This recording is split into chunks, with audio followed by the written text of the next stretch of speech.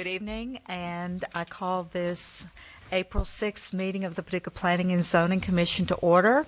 I welcome you all, and I ask that you please stand and join us as we say the Pledge of Allegiance.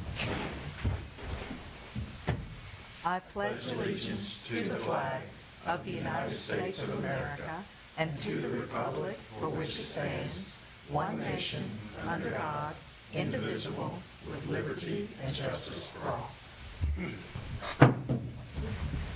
Thank you. Mr. Irvin, would you call the roll, please? Yes, ma'am. Benberry? Bradford? Here. Morrison? Here. Schramke? Here. Shadle? Here. Wade? Here. Chair Crecilius. Here. Mr. Morrison, you have the minutes motion. Yes. I move that the reading of the minutes for March 2nd, 2015 be waived and that the minutes of said meeting as prepared by the Secretary be approved as written. Second. Second by Schramke and Wade. Are there any other corrections? We've already prepared the minutes. So what we have is actually the finalized version of those minutes. If not, call the roll, please. Yes, ma'am. Morrison? Yes. Schramke? Yes. Shadle? Yes. Wade? Aye. Bradford? Aye. Chair Crecilius. Aye. Ms. Schramke, you have the Falconite development. I move that this commission receive and file the application of Falconite Development, Incorporated, for the proposed re-subdivision of property located at 4615 Village Square Drive and 2725 James Sanders Boulevard. I further move that the requested approval be given in compliance with all other applicable provisions of the Paducah subdivision ordinance be waived. Second. Second by Shadle and Morrison. Please. Yeah, what we'd like to do here is we're basically reversing what we proposed approximately a year ago, where we split this lot in half, created an ingress-egress easement that the developer at the time had a buyer for half the property, and that deal fell through, and now he's proposing to build a building on his own on the entire lot. So we need to revert back to where we were. So we'd like to abolish that property line and easement.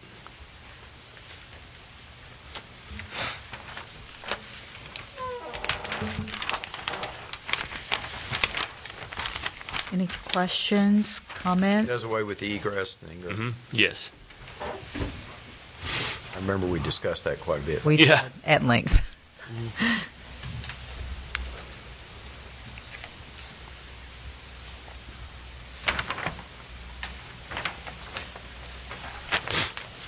Comments or questions? No? Call the roll, please. Yes, ma'am. Schramke? Aye. Shadle? Aye. Wade? Aye. Bradford? Aye. Morrison? Aye. Chair Crecilius. Aye. Mr. Wade, you have the Alberta Davis. So I do. I move that this commission receive and file the application of Alberta Davis for the approval of a similar principal permitted use to allow a craft distillery at 426 Broadway. I further move that this commission find a craft distillery is a similar principal permitted use in the B2T zone and similar to a place of amusement, assembly, and recreation. Second. Second by Shadle.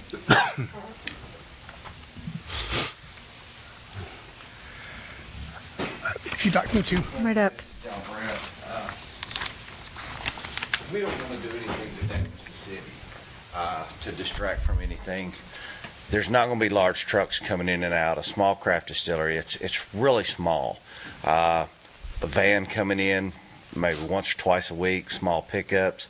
We're not going to have large trucks coming in and out like you'd think of a big distillery. We're capped at the amount that we can make at 50,000 gallons a year. That sounds like a lot, but when you spread that out, that's not that much every year. And the smell, I know a lot of people, we've been asked about the smell before, but there's already one operating on Jefferson, and from outside the building, you can't smell it. When you walk inside, and it's actually a pleasing aroma to a lot of people, no different than a bakery or a kitchen or anything like that. So, and that's what we're asking for, is just to be able to set up and run our distillery there and distribute and have a gift center and have visitors and tourists. We plan on registering with the ADI, American Distillers Institute, and the Craft Distillery Tours, and get on the Bourbon Trail as well, which, of course, it'll be down the road before our bourbon. We're going to age it for 2 to 4 years before we'll even be able to put our bourbon out on the market. I have a question. It really Yes, doesn't sir. pertain to your situation, but do you know what the cap is on the other distillery on Jefferson? You said 55,000. That just brings up a question for me. I do not know what their cap is. It's a cap from the state because the federal government does not put any caps. You get one license for a distilled spirits plant, and it's the same for everybody. Jim Beam and us will have, as far as the federal government, it's the state of Kentucky that we're getting our Class B distiller's license, which caps us at 50,000 proof gallons a year. I do not know if they even have a cap. They may be a full plant distiller and can make as much as they want. I don't even know that they have a craft distiller's license. They may be a full plant distiller. The difference being with us is, and they may be able to afford it, that permit's $50,000 a year, where for craft distillers, it's only about $1,500. So that's a big difference for us and what we're wanting to do. We just can't come out there and put up $50,000 a year for a permit with the small scale that we're going to be operating under. Thank you. A question. Yes, ma'am.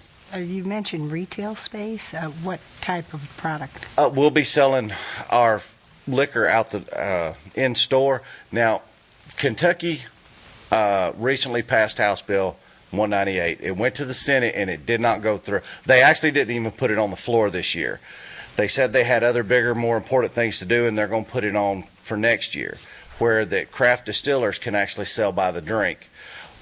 Under the Class B distiller's license, we're allowed to sell 3 liters per person per visit who come through our door. So if they walk in, they taste some of our samples, and they want to buy a bottle, we can sell them a bottle.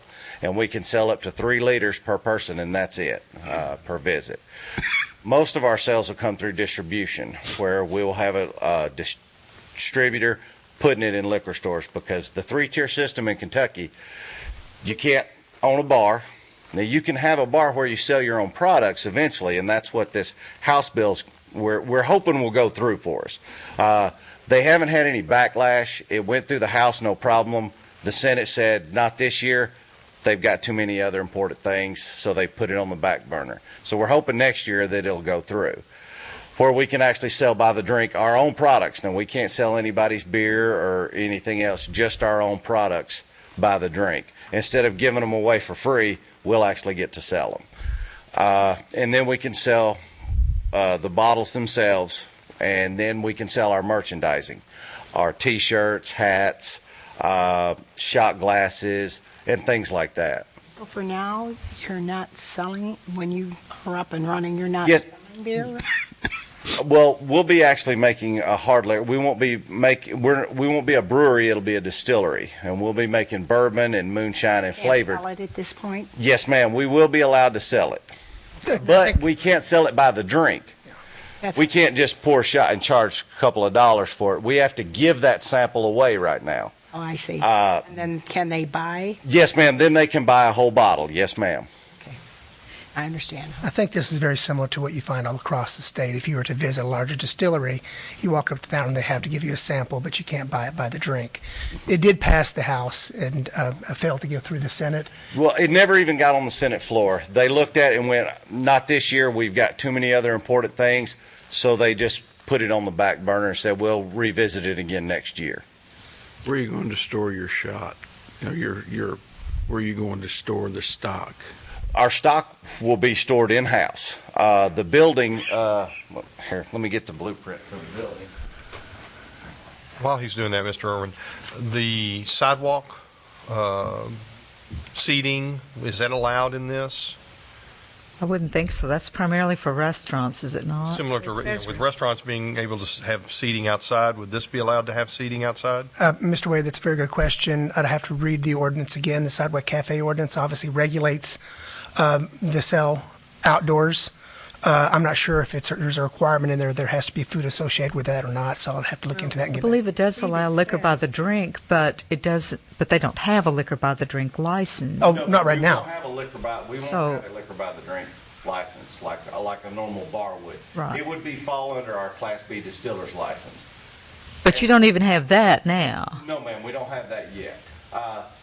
The sidewalk in question here, it's so narrow, you would impede the traffic too much for us to put anything outside other than a small sign on Broadway walking down there. It is such a small area, there's really not a good enough place to set up tables, in my opinion, to have people sitting outside. That sidewalk, if you put it would Oh, I understand. block the foot traffic. Right. We want the foot traffic coming through there instead of walking around us if we had tables there. What about your samples? Are people allowed to take those outside the doors? No, sir. Okay. No, sir. So that They really, can't even open a bottle. If they buy a bottle from us, they won't be allowed to open that bottle in that store. They have to take it home and drink it. But this will be the ground floor is we'll have the retail area and a tasting bar. Our stills will be set up in a bottling room.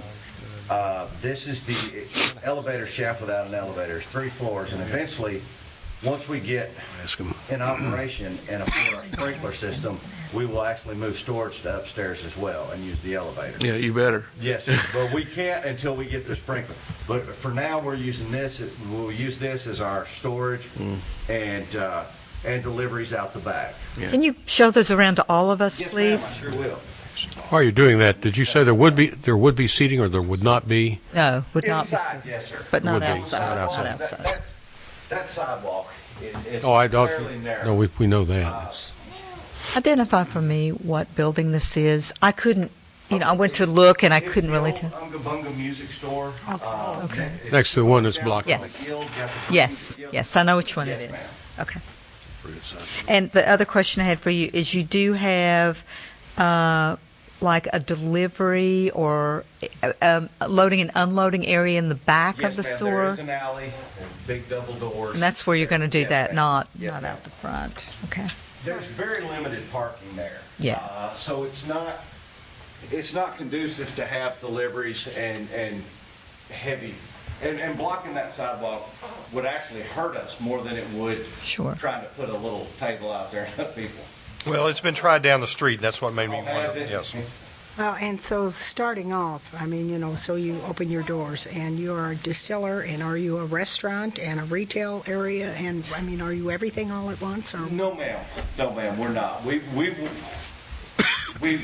under the Class B distiller's license, actually, the federal government prohibits you from having any other business inside there other than a tasting room and your retail sales of your own product. You can't sell food unless it's in a completely different building. I think what you're looking at is he's saying this is a similar permitted use application. Yeah. He's saying it's similar to these other types of uses. Yes, ma'am. Okay, A it's bar. not what they're. That's Yes, correct. ma'am. A bar, Confusing. it'll be a bar that makes its own product. I see. It's like the breweries that have recently opened up. They make beer. They can actually sell food, where we won't be allowed to. That's a big no-no with the federal government. Alcohol is very heavily taxed. $13.50 every gallon we make. The federal government gets $13.50 right off the top. They want to make sure they get that. They don't want anything else interfering with that whatsoever. And they don't want you to be able to hide it in these food sales or anything else. So they're very particular about what they will and won't allow you to do there.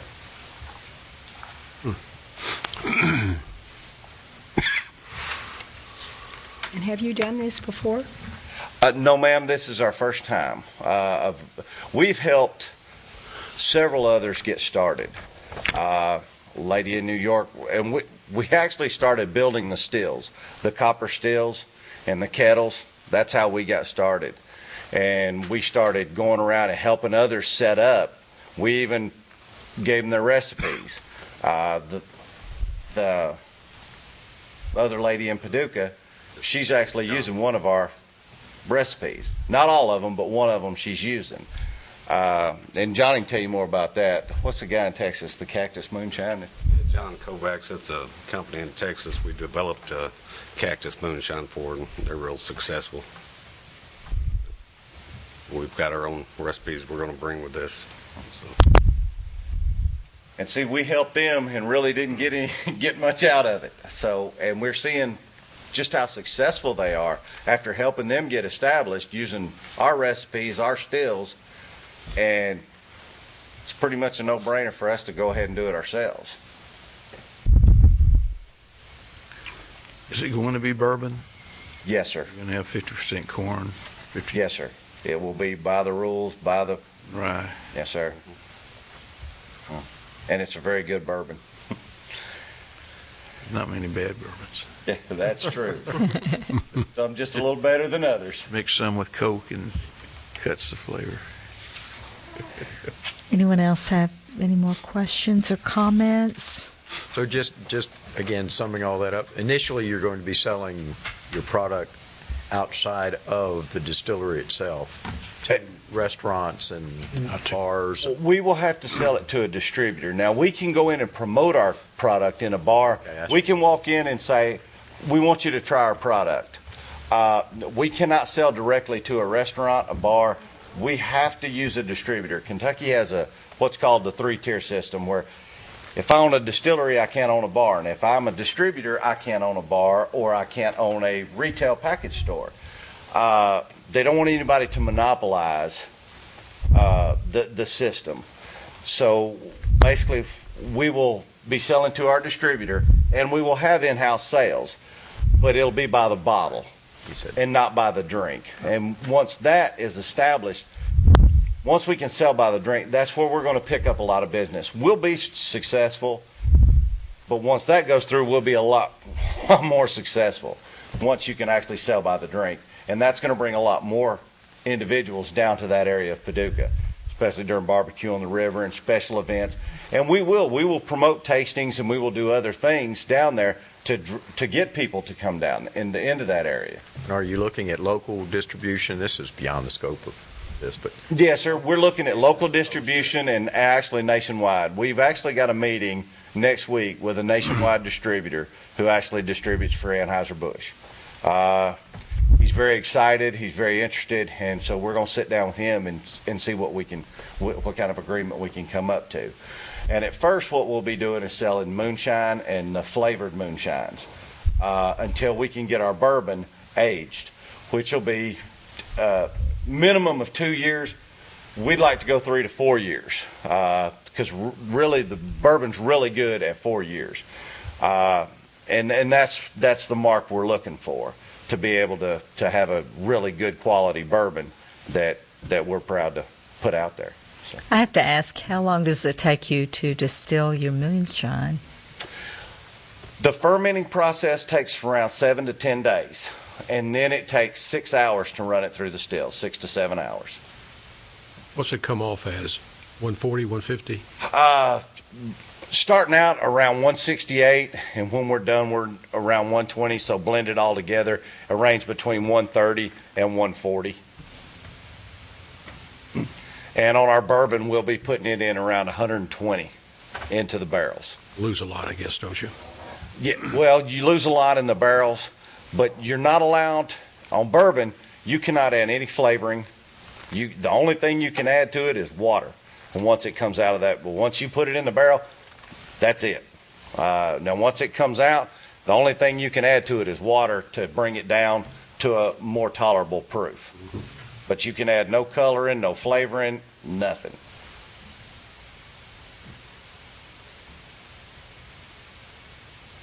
Any questions, comments? Thank you. We appreciate it. Yes, ma'am. Would you call the roll, please, Mr. Urban? Yes, ma'am. Wade, Aye. Bradford, Abstain. Morrison, aye. Schramke, Aye. Shadle, Aye. Chair Casillas. Aye. Is there any more business to come before the commission tonight? If not, we stand adjourned. Thank you.